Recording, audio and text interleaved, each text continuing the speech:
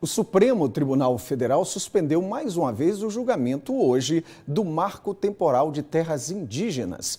Vamos a Brasília com Pedro Canguçu, que tem as informações. Boa noite, Pedro.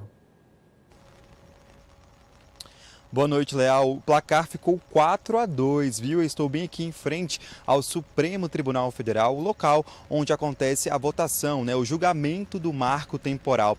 Aqui na minha esquerda não dá para ver, mas uma estrutura foi montada para que indígenas acompanhassem essa votação bem de pertinho. Segundo a organização, 600 indígenas de todo o país estão aqui em Brasília para acompanhar essa votação do marco temporal. O julgamento foi suspenso mais uma vez, dessa vez por conta do horário, e deve retomar somente na semana que vem.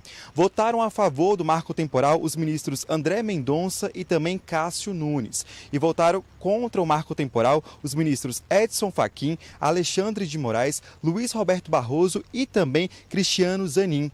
Leal, havia uma expectativa muito grande em cima do voto de Zanin, até porque ele foi o último ministro a ingressar aqui no Supremo Tribunal Federal. E os indígenas estavam com bastante expectativa, em relação ao voto dele. E ele votou contra, então, o marco temporal, que aí foi a alegria dos indígenas que estavam aqui acompanhando a votação nessa estrutura que foi montada ao lado do STF. Olha só, restam agora 5 manifestações e ao longo da semana que vem essa votação deve continuar.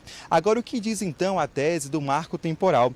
Diz o seguinte, que só teriam direito às terras indígenas aqueles que tivessem posse dessas terras no dia 5 de outubro de 88, dia da promulgação da nossa Constituição Federal. Mas na fala, Zanin diz o seguinte, que as constituições anteriores já previam os direitos indígenas.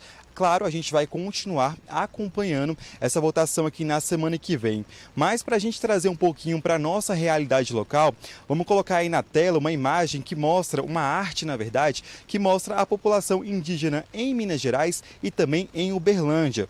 Olha só, em Minas Gerais, a população indígena total é de 36.699. Isso representa 0,18% das pessoas indígenas em Minas Gerais. Agora, se consideram indígenas, segundo a pesquisa, 4.814 pessoas. Agora, trazendo mais para a nossa realidade, em Uberlândia, o total de pessoas indígenas são 775 pessoas, o percentual de pessoas indígenas é 0,11% e se consideram indígenas, conforme a pesquisa, 82 pessoas. Eu volto com você, Leal, e reafirmo que na semana que vem a gente, claro, continua acompanhando aqui a votação do marco temporal. Muito obrigado, Pedro. Uma boa noite para você.